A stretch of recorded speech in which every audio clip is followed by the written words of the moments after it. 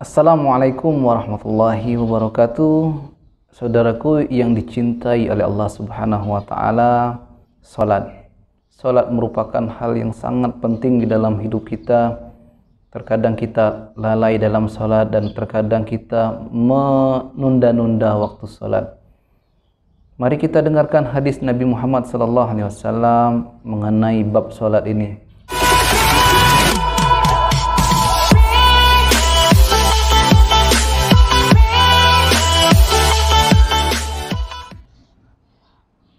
Dari Jabir bin Abdullah radhiyallahu anhuma berkata, Nabi sallallahu alaihi wasallam bersabda, kunci surga adalah salat dan kunci salat adalah bersuci atau wudu. Hadis riwayat Ahmad, 3 Romawi _3250. Kita lihat, kalau kita mau masuk surga kita harus pegang kuncinya. Kuncinya itu ada pada salat. Kemudian ketika kita salat, kuncinya ada pada wudu. Wudu merupakan sesuatu yang sangat penting yang harus kita perhatikan rukunnya, terutama di bagian wajah kita. Wajah ini di bagian celah-celah mata kita seperti ini ya, kita usap seperti ini ya. Karena di sini kita cuma mengusap seperti ini saja dan di bagian situ tidak terkena air. Lebih afdol dan lebih bagusnya lagi kita tekan seperti itu agar air kena. Karena Habib Umar saya lihat dalam videonya dia melakukan hal tersebut agar kena air bagian yang sini karena dia berupa cekungan. Kemudian di bagian jemari-jemari kaki kita ada jemari kaki kan kita tidak seperti tangan ini tapi lebih seperti ini. Jadi kita masukkan jari-jari kita dengan jari kelingking bisa, kemudian kita usap di bagian-bagian celahnya itu. Insyaallah itu akan terkena air. Kita lanjutkan lagi. Dari Anas radhiyallahu anhu berkata, Rasulullah sallallahu alaihi wasallam, kesejukan mataku diletakkan dalam salat. Saya ulangi, dari Anas radhiyallahu anhu berkata, Rasulullah sallallahu alaihi wasallam bersabda, kesejukan mataku diletakkan dalam salat. Hadis riwayat Nasa'i, sebagian dari hadis bab mencintai wanita nomor 3391. Ketika kita sujud, posisi mata kita tepat di bawah dan kepala kita semua di bawah. Posisinya terbalik, posisi sebelumnya kita di atas, sekarang di bawah. Itu bisa jadi karena darah kita mengalir terus ke mata kita. Jadi kalau kita semakin banyak sujud, insya Allah mata kita akan semakin baik ya. Kemudian kita dengarkan lagi. Dari Umar radhiyallahu anhu berkata, Rasulullah sallallahu alaihi wasallam bersabda, salat adalah tiang agama. Hadis riwayat Abu Nuaim dalam Hilyatul Auliya, hadis hasan. Al-Jami'us Saghir 2 Romawi 120. Saya ulangi, dari Umar radhiyallahu anhu berkata, Rasulullah SAW bersabda, salat adalah tiang agama. Hadis riwayat Abu Nuaim. Ini kita bayangkan kalau satu rumah atau satu tenda itu tak ada pilar utamanya, tiang-tiangnya, tapi tiang utamanya itu yaitu salat. Kalau tiang utamanya tidak berdiri, maka tenda itu tidak akan berdiri. Ada tiang-tiang yang kecil, penunjang-penunjang yang lain, dia berdiri tapi tidak sempurna. Makanya kalau kita mau menyempurnakan agama kita, dirikan tiang ini dengan kuat dan kokoh. Ini tiang agama, maka kita harus menjalankan sholat dengan sungguh-sungguh, menjaga waktunya, menjaga wudhunya, kemudian usahakan kita berjamaah. Kalau kondisi belum bisa berjamaah karena corona ini, maka berjamaah di rumah dengan keluarga kita. Kita lanjutkan lagi. Dari Ali radhiyallahu anhu berkata, adalah perkataan terakhir Rasulullah SAW yaitu salat. Salat, takutlah kepada Allah mengenai hamba sahaya, orang-orang yang berada di bawah penjagaanmu. Hadis riwayat Abu Daud.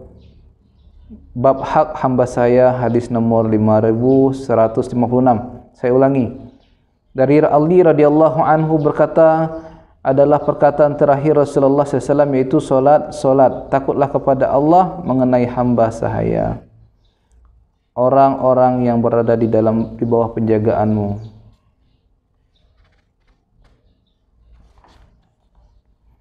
Dari Abdullah bin Qud radhiyallahu anhu berkata, Rasulullah sallallahu alaihi wasallam bersabda, yang pertama kali akan dihisab dari seorang hamba pada hari kiamat adalah solat. Jika solatnya baik, maka baiklah seluruh amalnya, dan jika solatnya rusak, maka rusaklah seluruh amalnya. Hadis riwayat Tabrani dalam Al-Awsat dan tidak ada masalah dengan isnadnya. Dari Jabir radhiyallahu anhu berkata, seseorang melaporkan kepada Nabi sallallahu alaihi wasallam bahwasanya si fulan mengerjakan salat di malam hari, tetapi apabila tiba di pagi hari ia mencuri.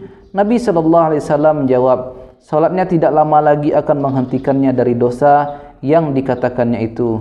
Hadis riwayat Al-Bazzar dan rijalnya Siqat Majmu' Zawaid 2 Romawi _531.